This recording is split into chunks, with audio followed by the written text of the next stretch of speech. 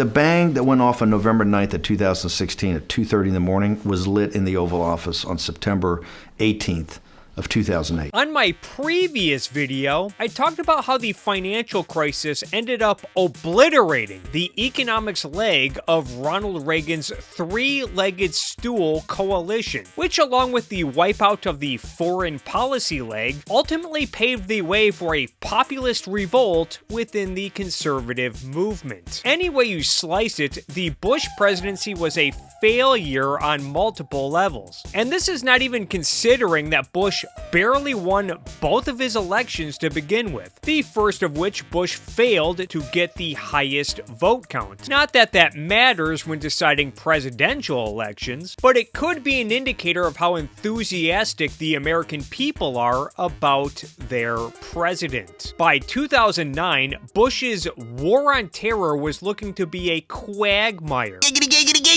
while the economy was a total disaster. That's my Bush. To make matters worse for Republicans, the Democrats managed to take over both the legislative branch and the executive branch of the federal government, under the leadership of the new, hip, exciting president, Barack Obama. I mean, just look at this guy. Obama had the support of the youth, celebrities, the media, and prominent business leaders. The Republicans now had to contend with what appeared to be an electoral juggernaut, who was in lockstep with the pop culture and faced the wrath of their own constituents, who at this point might be wondering how the Republican establishment could let something like George W. Bush happen in the first place. With so much resentment toward political elites, Wall Street, Hollywood, and whatnot, the conservative movement in America was ripe and ready for both a populist revolt and a culture war. But before we get into all that, let's talk about the third leg of Ronald Reagan's three-legged stool coalition, the spiritual leg of the coalition, and the one leg that withstood the failure of the George W. Bush presidency. Let's talk about the rise of the religious right.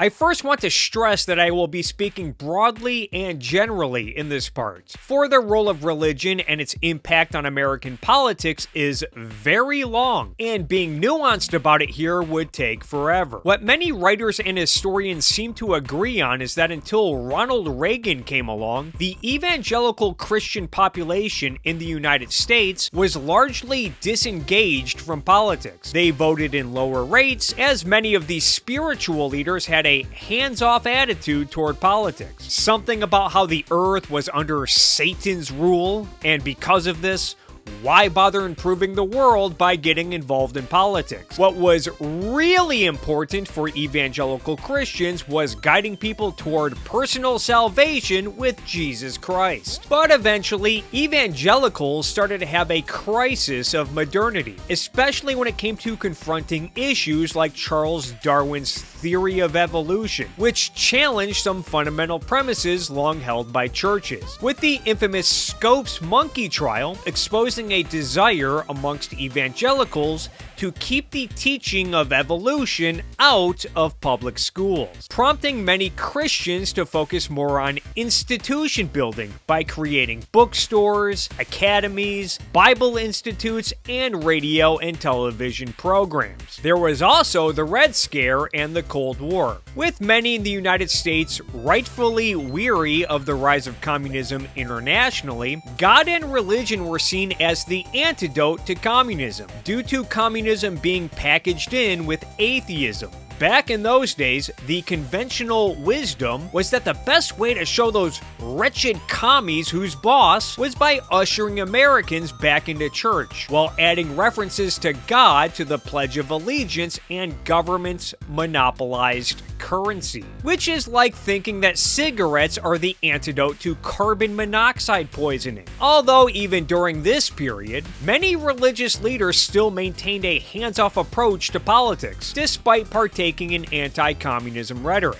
It was not until the 1960s where religious leaders started to shift on their attitude toward politics. One notable event was the Supreme Court outlawing prayer in public schools in the Engel v. Vitale decision. And if that was not upsetting enough, the 1960s also saw the rise of many cultural trends that evangelical Christians found upsetting, like the hippie counterculture, rock and roll music, drug use, profane movies, profane comedians, the introduction of the birth control pill, an increasing tolerance for recreational sex, an increasing tolerance for divorce, and increasing tolerance for homosexuality, increasing crime rates, and just an overall sense that America was decadent and in decline. Then in 1973, the Supreme Court would legalize abortion nationwide with the infamous Roe v. Wade decision. The 1970s also saw the Richard Nixon administration and Jimmy Carter administration seeking to crack down on segregation in private schools, which included religious private schools, further fueling angst amongst religious leaders who already had a sense that Christianity was under attack by the government. Although these days, many now suspect that the desegregation effort was much more of an animating issue than issues like abortion. Given that religious leaders like renowned televangelist and Liberty University founder Jerry Falwell did not really talk much about abortion until years after the Roe v. Wade decision, but did denounce desegregation efforts during the 1950s and 1960s. What an asshole! Either way, as a result, influential religious leaders like Jerry Falwell, James Robison, and Pat Robertson decided that it was time to save America by both getting involved in politics and engaging in a culture war.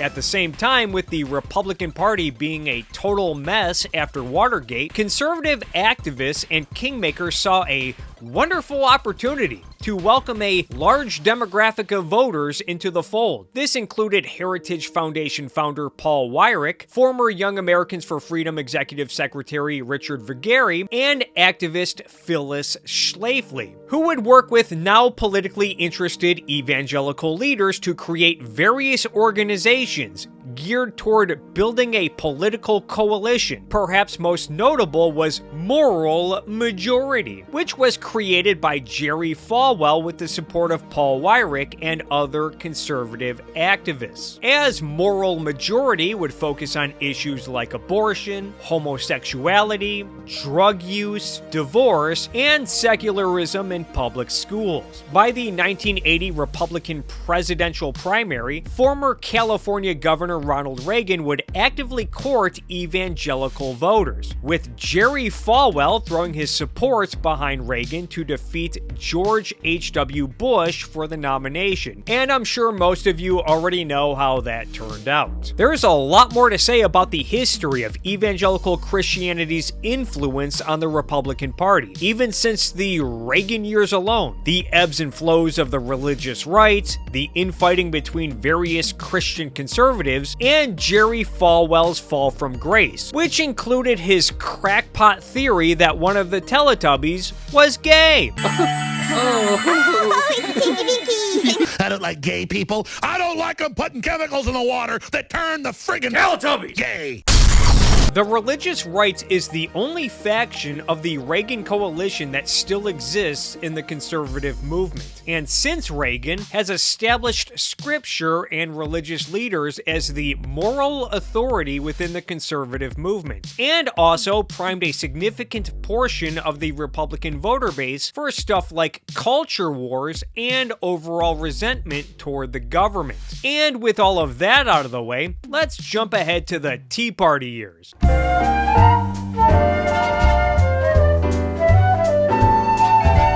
Populism is often defined as a mobilization of the common, ordinary people against its political leadership and the more elite individuals and institutions in society, although others have defined populism as taking an enemies list and turning it into a political ideology. And populism can be a force for good if its ideas and goals are good. Populist movements can also cause a ton of damage and end up making things worse. It's kind of like pizza. Most people love pizza. A good pizza can be both delicious and fulfilling. A bad pizza can taste like garbage and potentially give you diarrhea or worse. But not everyone likes the same kind of pizza. You don't have to go far on the internet these days to see people endlessly squabble with each other over pizza-related topics, like New York pizza versus Chicago pizza. Detroit is better than both. There's debates over which pizza franchise is the best pizza franchise. There's debates over whether or not pineapple should even be considered a pizza topping. Hell, for a while I had a running thread on Twitter where I reviewed frozen pizzas to get to the bottom of which frozen pizza was the best. And the answer to that is Red Baron. Fully loaded. I mean, just look at this Red Baron guy. Dude looks like someone you'd want to be in a foxhole with. I would definitely trust this man to provide me a delicious, easy to make pizza for the low cost of $7. And many people probably disagree. But whatever you guys do, and I cannot stress this enough, stay away from that Chuck E. Cheese frozen pizza. No,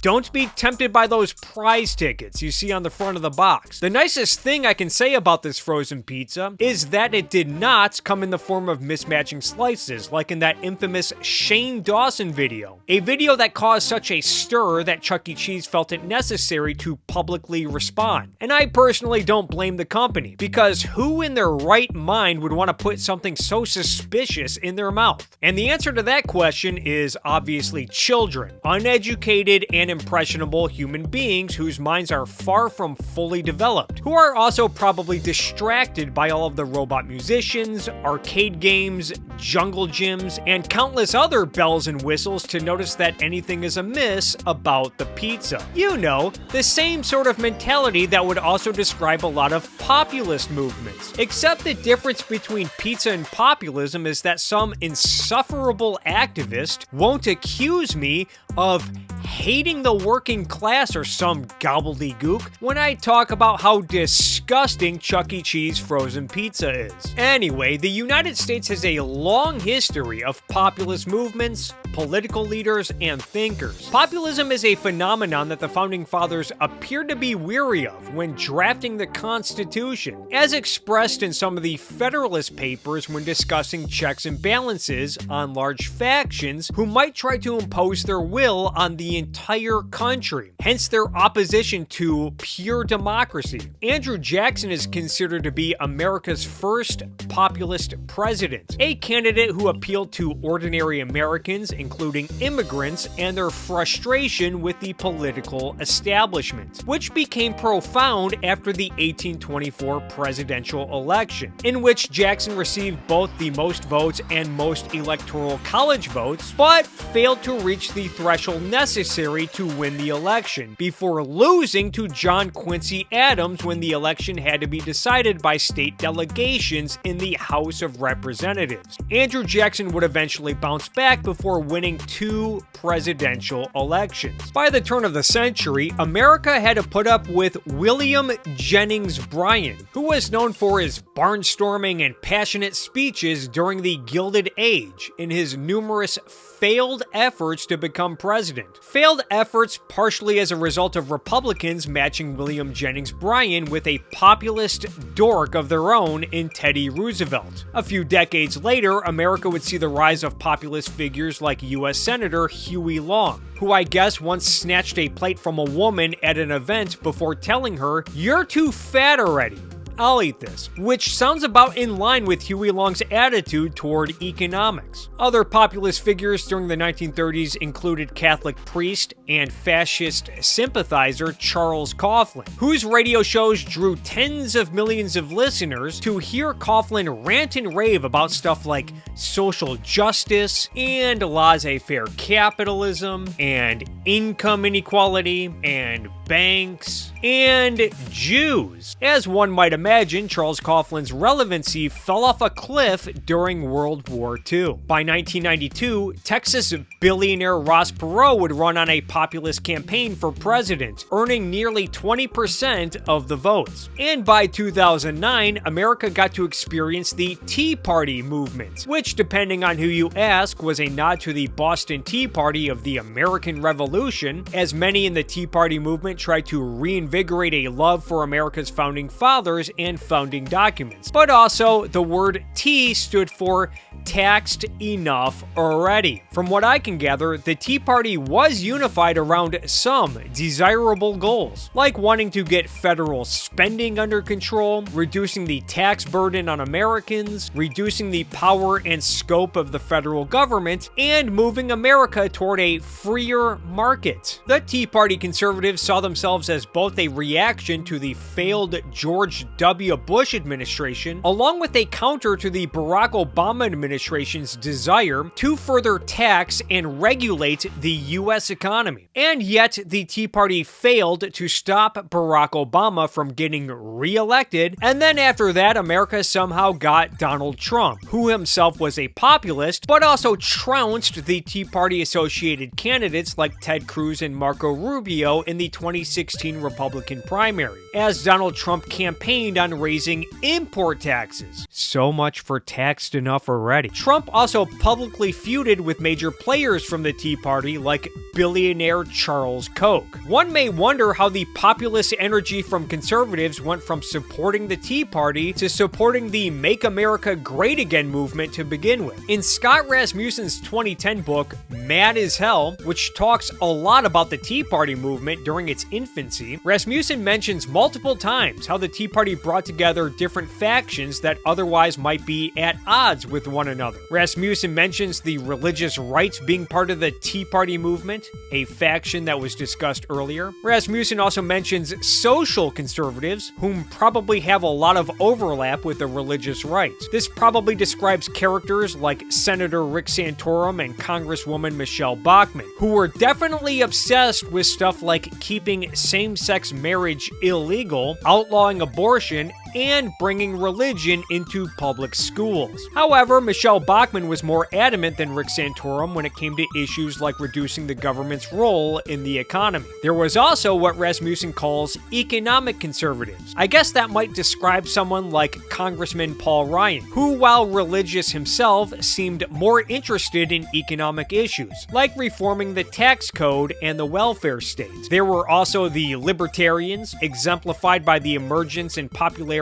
of Congressman Ron Paul, who fit right in with the Tea Party given their blanket contempt for government. I'll add that objectivists, who are often improperly lumped in with libertarians, were also involved in the Tea Party movement, as the works of Ayn Rand, notably Atlas Shrugged, saw a renewed interest during this period. Hence why you might see references to John Galt at Tea Party rallies, with Tea Party senators like Ted Cruz reading excerpts from Atlas Shrugged during Senate filibusters, before deciding one day that he wanted to become a villain from one of Ayn Rand's novels. You absolutely suck! Even beyond the Tea Party, there were various players trying to move conservatives in different directions. The neoconservatives did not exactly go away quietly, and were still active in trying to shape politics during this period. You also had immigration hawks like Ann Coulter making the rounds, getting conservatives more interested in restricting immigration. Conservatives also took greater interest in conspiracy fantasies during the post-Bush years, as lunatics like Alex Jones and his network InfoWars would see an increase in popularity. Scott Rasmussen mentions in his book about how the Tea Party often struggled to shake the stench of conspiracy wackos. You also had a new brand of white nationalists who called themselves the alt-right, or alternative right, a term coined by Richard Spencer in an attempt to offer the right wing an alternative to Bush-era politics. But going back to the question of how the populist energy went from supporting the Tea Party to supporting Make America Great Again, it was probably difficult enough for the Tea Party to survive long term, with various ideological factions having differences of their own. On top of that, the limited government energy from the Tea Party started to get challengers. According to Tim Alberta's book, American Carnage, there was disagreement early on between the limited government types and the cultural conservative types over what truly motivated the conservative grassroots of the Tea Party movement. By 2016, Tea Party Republicans like Congressman Thomas Massie would conclude that the populist energy was not behind stuff like libertarian ideas, but rather just supporting the craziest candidate that they could find. What could possibly go wrong? According to Steve Bannon, Bannon used Breitbart News as a vehicle to challenge the more free market advocates within the Tea Party, in an effort to reshape the movement around stuff like economic nationalism and resentment toward the elites. I said, we're the populist, kind of economic nationalist part of this. Let's attack the real enemy. And the real enemy is the Republican establishment. And since we're talking about Steve Bannon and Breitbart News, now might be a good time to talk about another trend amongst conservatives that made someone like Donald Trump and his Make America Great Again movement so appealing. So much so that many conservatives in the grassroots were ready to take down their Gadsden flags and trade them in for MAGA hats. Let's talk about the culture wars.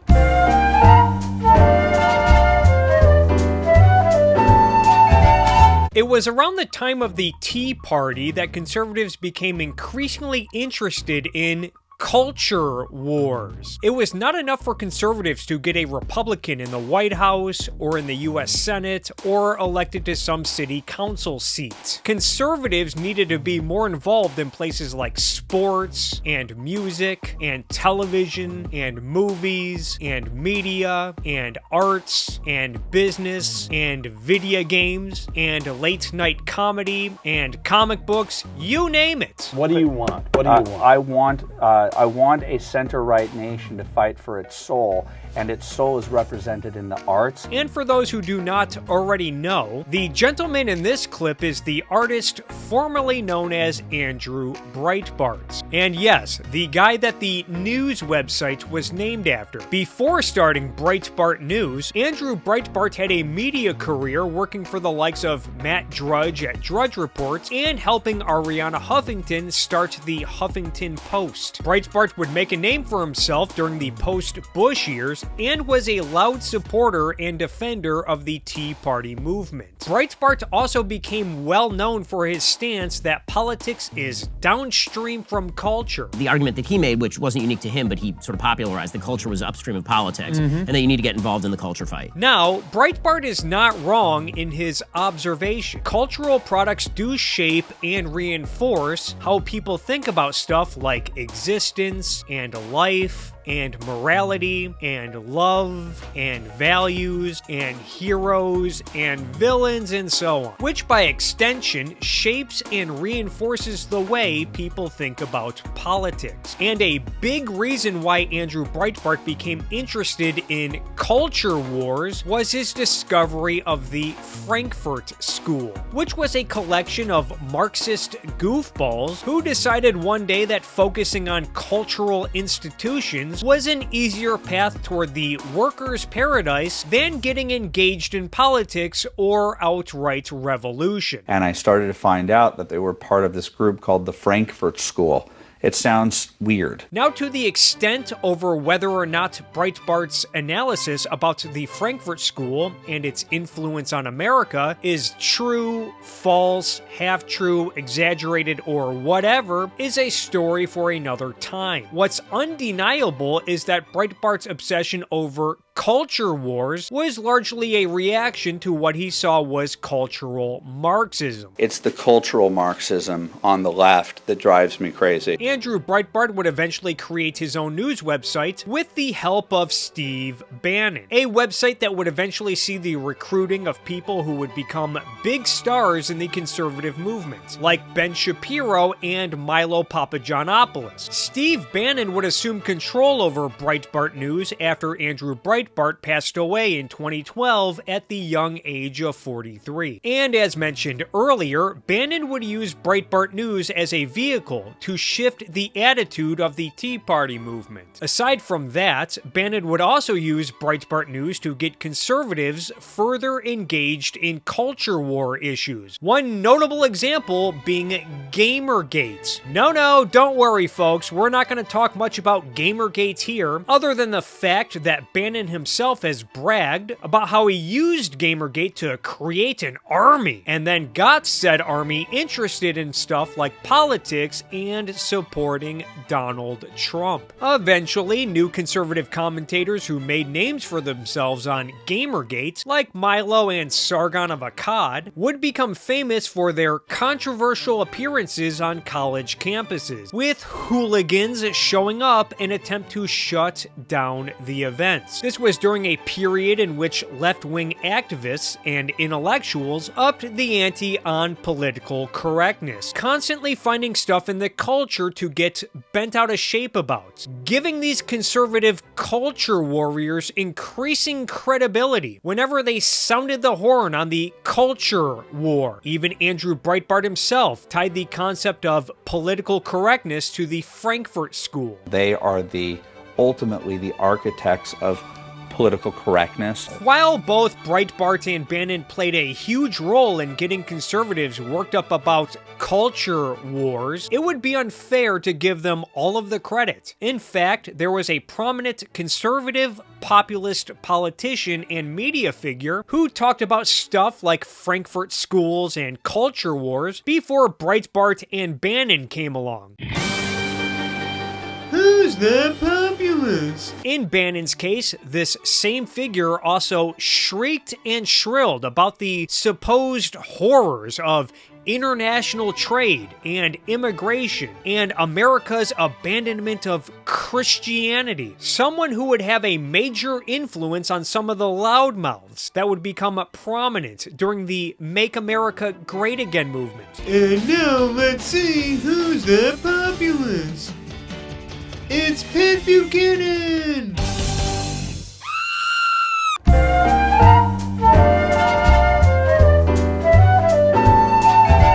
While the term paleoconservative was coined by Paul Gottfried, Patrick J. Buchanan is more famously associated with the concept. And it's a fitting concept, given that paleo means older or ancient, and paleoconservatives like Pat Buchanan are big advocates for hitting the figurative rewind button on America. That's right, folks. Paleoconservatives want to take America back to the good old days of the past. How far back in the past? That might depend on who you ask. For Pat Buchanan, it looks like he's a big fan of the 1950s. Oh, hell no! Pat Buchanan had a long career in politics, working with the Richard Nixon administration and Gerald Ford administration and Ronald Reagan administration before entering a career in media and commentary. In 1992, Pat Buchanan would run for president in the Republican primary, challenging incumbent George Herbert Walker Bush. While unsuccessful, Buchanan still managed to win an impressive 23% of the votes before delivering his now infamous culture war speech at the 1992 Republican National Convention. There is a religious war going on in this country. It is a cultural war as critical to the kind of nation we shall be as the Cold War itself, for this war is for the soul of America. It was also around this period where Buchanan would be ostracized by mainstream conservatives, notably William F. Buckley and others at National Review, over accusations of anti-Semitism. After Buchanan wrote a New York Post article questioning aspects of the Holocaust. Buchanan would also become a more vocal advocate for protectionist trade policies, especially during a period of angst about the rise of Japan and the passage of the North American Free Trade Agreements, before running unsuccessful presidential campaigns in both 1996 and 2000. In 2001, Buchanan published Death of the West, where he expressed his dismay over what he saw was a looming population crisis for the West, in that birth rates for native populations in Western countries are on the decline, while these same countries were making up any difference with immigration. Buchanan also shrieked and shrilled about Americans abandoning Christianity, which he saw was a cause for many of the cultural problems in America, including but not limited to America's increasing tolerance for stuff like divorce and recreational sex and homosexuality and pornography and profanity in entertainment. You know, the same sort of stuff that got evangelicals bent out of shape in the 1970s. Pat Buchanan also complains a lot about individualism and Americans selfishly pursuing their own happiness and interests, as opposed to turning to God and following God's commands. Yeah, what's with Americans pursuing their happiness? Buchanan, like Andrew Breitbart, also emphasizes the influence of the Marxist Frankfurt School on America, hence Buchanan's obsession over culture wars. In Death of the West, Buchanan encourages his readers to get further involved in culture wars, going as far to borrow tactics from left-wing activist groups who partake in stuff like focused boycotts of large companies and institutions. As for immigration, Buchanan demands restrictions on legal immigration, including a suspension on H-1B visas that benefit Silicon Valley, along with deporting all illegal immigrants. Furthermore, Buchanan advocates for restructuring the tax code to incentivize people to have more children, and then making up any revenue difference by increasing taxes on large corporations, especially those dastardly multinational corporations, who Buchanan sees as having no loyalty to the nation or workers, referring to global capitalists and true conservatives as Cain and Abel. Buchanan also wants an overturn of the incorporation doctrine of the 14th Amendment, which would ensure that Roe v. Wade gets overturned, going as far to support judges that ignore court orders, before applauding Alabama Judge Roy Moore for doing so when he refused to remove the Ten Commandments from his courts. After Roy Moore lost his job as judge twice for refusing to follow the law, Moore would eventually make a run for Senate with the support of Steve Bannon. It's hard to tell if Bannon himself was influenced or inspired by Pat Buchanan, as Bannon and Buchanan have strikingly similar approaches to politics. Remember, it's immigration and trade. Trade and immigration are two sides of the same coin. Either way, Pat Buchanan would have a profound influence on people who would become key figures in the conservative movement. One notable example is the current Vice President of the United States, J.D. Vance. I read this book when I was maybe 15 years old called The Death of the West by Patrick Buchanan. And that was a really influential book for me. Buchanan also had an influence on Gavin McInnes, who would get involved in media by co-founding Vice magazine, before working with Rebel News, and then would eventually start the Proud Boys. Yes, those Proud Boys. Proud of your boy. According to McInnes himself in a piece that he wrote for Taki magazine in 2016, the Proud Boys would read excerpts from Death of the West at their meetings. Tucker Carlson is another major figure who's been influenced by Pat Buchanan, whom, according to the Washington Post, stated in one of his books that he had adopted some of Buchanan's views. And Coulter also seems to be a big fan of Pat Buchanan. Buchanan himself started started his own magazine in 2002 called The American Conservative, which has featured writings from various conservative loons, goons, and buffoons over the years, along with some prominent Republicans like Senator Rand Paul. And while not everyone on the political right is directly influenced or inspired by Pat Buchanan, one pernicious impact of paleoconservatism is its ability to unite many factions on the right.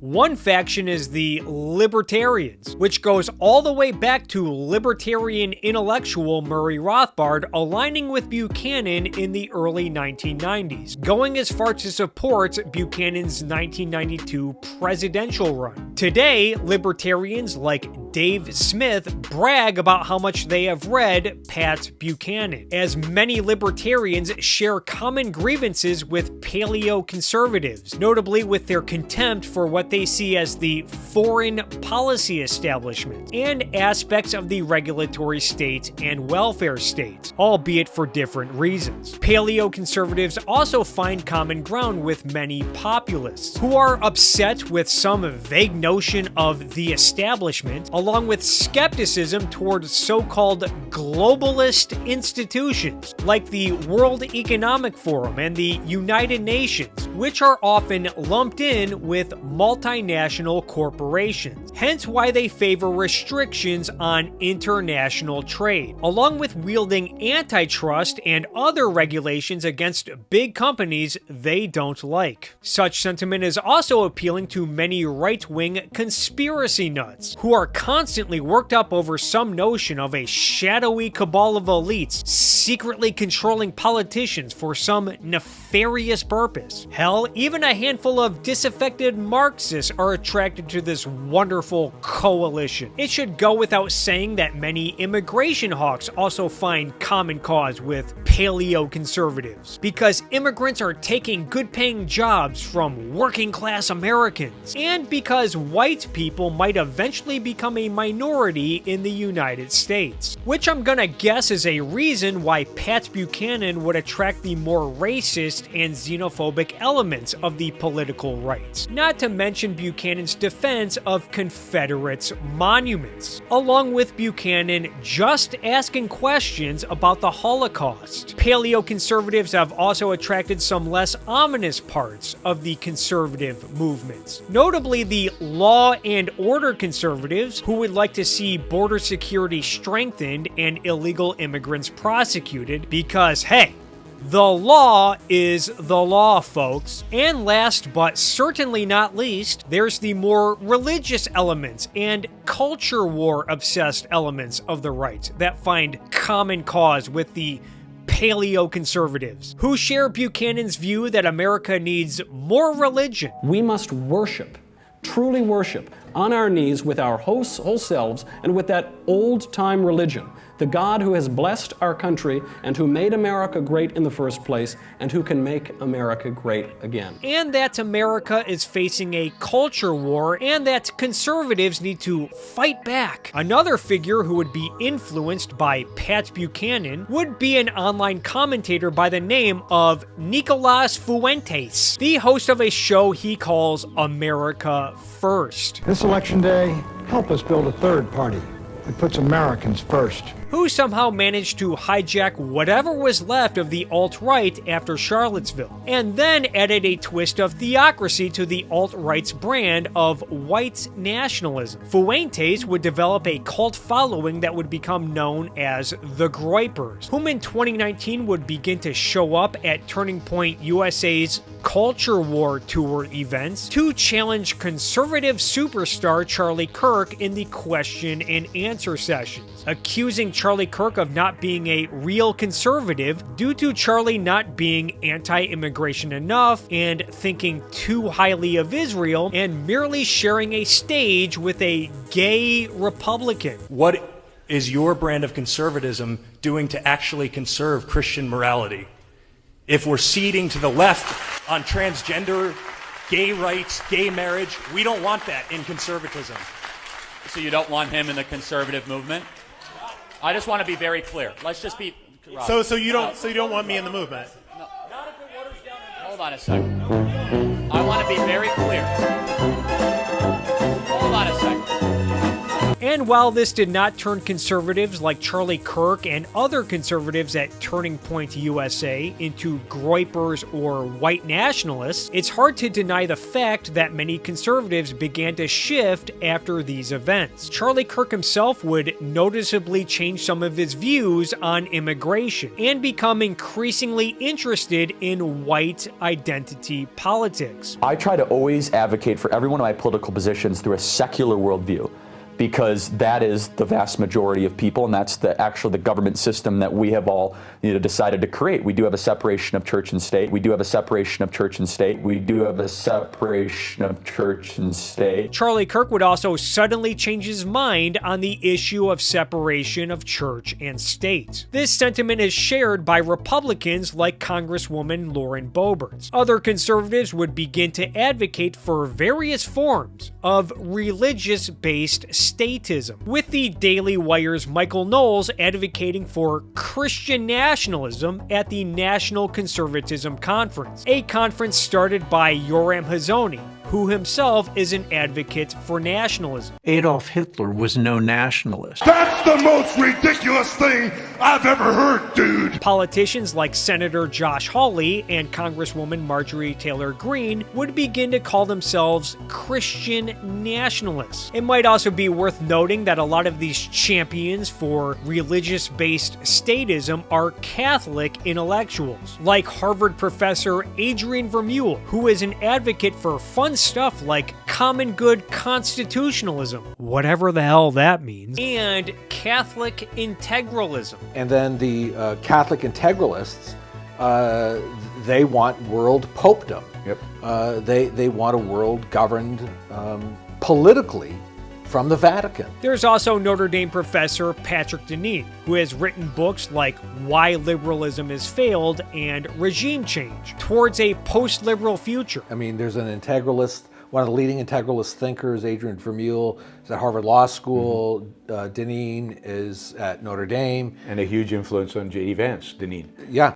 Oh, SpaghettiOs! As organizations like the Heritage Foundation toy with ideas like Catholic social thought as an alternative to laissez-faire capitalism, just to highlight the fact that evangelicals are not alone on this statism crusade. Hell, even conservatives like Ben Shapiro, who seemingly have not gone off the deep end yet, have changed their tune when talking about stuff like individualism. I guess we've all been there before. One day you're invoking individualism to put the socialist knuckleheads in their place. Then eventually, years later, you wake up and decide that individualism is eroding the fabric of society. Anyway, with Pat Buchanan and his influence and his pernicious impact on conservatives out of the way, let's finally get around to the elephant in the room. No, not that elephant. This elephant. Let's talk about Donald Trump and Make America Great Again.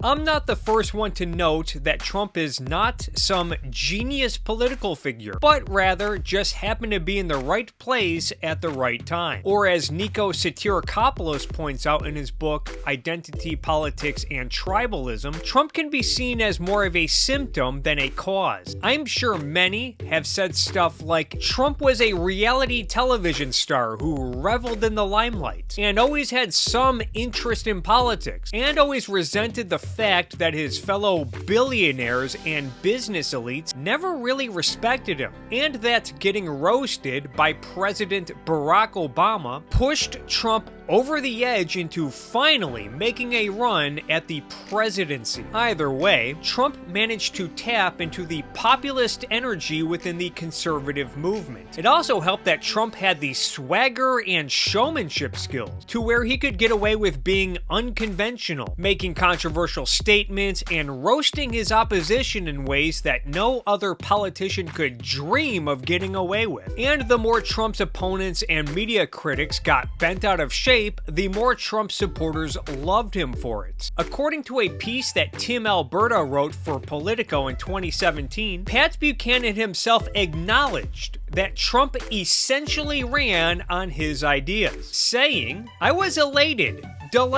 that Trump picked up on the exact issues on which I challenged Bush. And then he goes and uses my slogan? It just doesn't get any better than this." Interestingly enough, Trump condemned Pat Buchanan when Buchanan ran for president in 2000, calling Buchanan an anti-Semite. By 2016, Trump would call Buchanan himself to apologize before asking for forgiveness. One has to wonder if any of the energy that Trump tapped into would have been there without Buchanan working overtime, influencing the Ann Coulters, Gavin McInnes's, and Tucker Carlson's of the world. Not to mention Steve Bannon using Breitbart News to turn the Tea Party on its head. It might be easy to forget that a lot of the more standard, run-of-the-mill conservatives did not really get on board with Trump until after the 2016 election, a victory which surprised many to say the least. A lot of conservatives and Republicans either did not endorse Trump or sorta begrudgingly supported Trump late in the election cycle to, show that they were team players. But then after Trump won, many of these conservatives had to make friends with the who's who of intellectuals, activists, and goofballs who were all diehard MAGA since Trump kicked off his campaign. I'm kind of retarded. It was not until the middle of Trump's first term when a lot of conservatives started to come around on Trump, after seeing how much Trump was willing to give them in terms of policy, but especially after seeing how much of a fighter Trump was. Trump being a fighter especially excited some evangelical Christian leaders. It also helped that Trump was active in the culture war, with the perception being that Republicans were traditionally weak and caved whenever facing backlash from Democrats and their cheerleaders in the media and pop culture. But now, conservatives had a real warrior in Donald Trump. Many of the conservatives who were pro-free trade, pro-immigration, and sticklers for the Constitution grew tolerant of Trump despite any baggage that he brought to the table. Because after all, Trump expanded the Republican voter base, started to win over celebrities in the pop culture, was a warrior in both politics and the culture war, and perhaps most importantly was seen as a winner. And no, 2020 does not count, because many people in MAGA land think Trump won that election too. Either way, with Ronald Reagan's coalition finished, Donald Trump helped usher in a new coalition.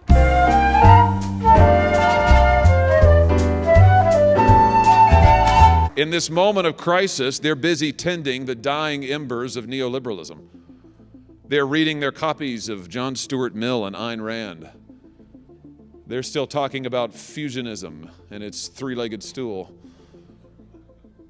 For conservatives, for the country, that will no longer do. Whether you think Ronald Reagan was wonderful, horrible, or mixed, his presidency ultimately set the tone for the conservative movement for the better part of 40 years. Even longer if you count the continued influence of the religious right. Right now, we could be witnessing a fundamental shift for Republicans, with President Donald Trump and Make America Great Again establishing Steve Bannon's and Pat Buchanan's politics as the anchor of the conservative movement, which might not be such a horrifying thought if the Democrats were not already a party largely consisting of economic fascists and socialists and other types of lunacy. Although some on the left appear to be making an effort to move Democrats away from such lunacy. Otherwise, Americans might potentially be facing a few decades or longer where two of its major political parties are fundamentally authoritarian. Lately, there's been infighting amongst conservatives over what's called woke rights, which is a pretty lousy term. In fact, the term woke itself has pretty much lost any significant meaning at this point. But nonetheless, the term woke right is an effort to highlight the fact that many major conservatives are as hostile to stuff like reason and science and individualism and liberty and capitalism and happiness as the identity politics maniacs from the left. Recently, writers at the Babylon Bee noticed a sudden uptick in backlash whenever the satirical news website mocked white nationalists, noting that they never got such hostility for dunking on white nationalists just a few years ago, with many other conservatives wondering where all the anti-Semitism and anti-Israel sentiment suddenly came from within their neck of the woods. But the stuff about the moon landing being fixed, rigged, and 9/11 being an inside job she would hint at. And recently there was Mrs. Macron, the First Lady of France, is a man, and also it's silly stuff. And the reason it's silly stuff is, one, it's not true. And so I guess they like that stuff. It's nothing to me. It just doesn't mean anything to me. It's not the sort of thing I listen to. But that's the way she wanted to go with her talent. That's a choice that each person makes on his own or her own. And I am not privy in any way, shape, or form to her thinking.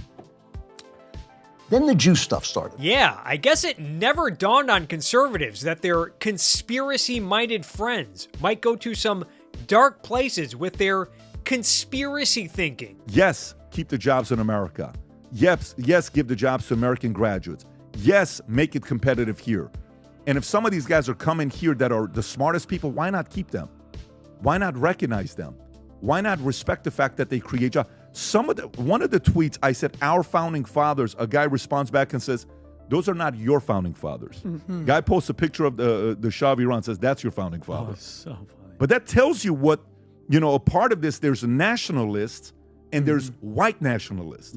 White nationalists, Vinny, don't want people like us here. I know. They just don't. White nationalists are a very different model, and they can have that argument, but this got very ugly very quick. Yeah, who would have thought that Patrick Bet David from Valuetainment would get blindsided by his audience like this after presenting Nicolas Fuentes on their channel as if the guy is just some sort of innocuous finance guru. And I guess the so-called Roman salute is now a thing amongst conservatives. And we also have the sitting president, Donald Trump, literally referring to himself as a king. That's un-American. This sort of malarkey from Republicans was unimaginable just a decade ago. Even Mr. Constitution himself, Senator Rand Paul, gave his full-throated endorsement of President Trump after referring to himself as a king. When back in 2014, Rand Paul mocked then President Barack Obama for apparently thinking of himself as a king. Way to go, Mr. Tea Party. Trump's antics here are probably music to the ears of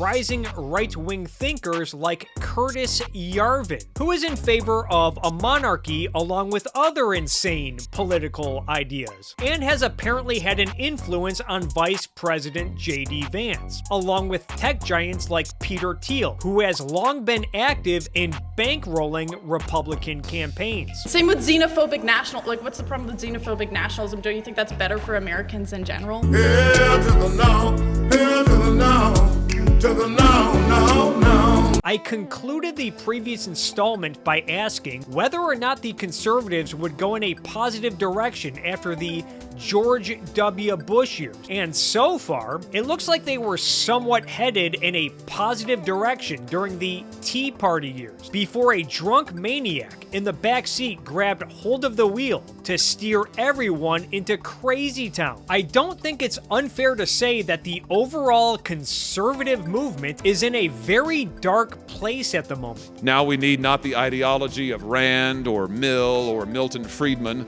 but the insight of Augustine. Blow it out your ass. Republicans need a place to stand. They need a future to offer the country. And for conservatives who want to save this republic, there's only one place worth standing, and there's only one vision worth propounding. It is the Christian tradition of nationalism that unites this country. But who knows? Maybe MAGA will prove to be just another passing fad in American politics, especially if Donald Trump's second term proves to be lackluster or an outright disaster. After all, Democrats still have not recovered from the void that Barack Obama left behind. Although one could argue that Obama may have emboldened and normalized some of the authoritarians and maniacs that we now see on the left. So it's not easy to tell if conservatives will recover from this. If conservatives will wake up at some point, say maybe in 2028, with an excruciating hangover after years of getting drunk on populism and red pills, before realizing that it's time to clean up a few messes they made. Or maybe conservatives will just continue down the dark path they're currently on. I guess we'll have to wait and find out. But one thing is for sure, paleo-conservatives can eat a big old bag of boners.